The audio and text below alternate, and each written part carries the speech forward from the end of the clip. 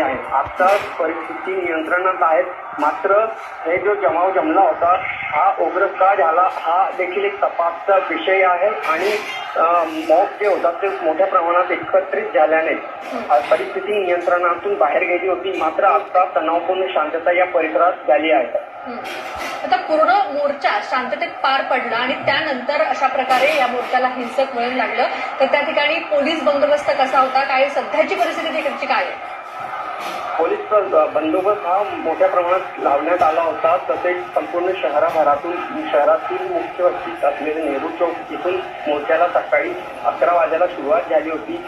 व्यवस्थित मोर्चा जो आहे जिल्हाधिकारी कार्यालयापर्यंत पोहोचला होता. मात्र अचानक निवेदन देण्याच्या ठिकाणी मॉब जो होता तो एकत्रित झाला आणि निवेदन देण्याच्या पूर्वी आपापसातली भांडण आणि काही पोलीस प्रशासनाच्या कर्मचाऱ्यांशी त्यांचे झालेले वाद हे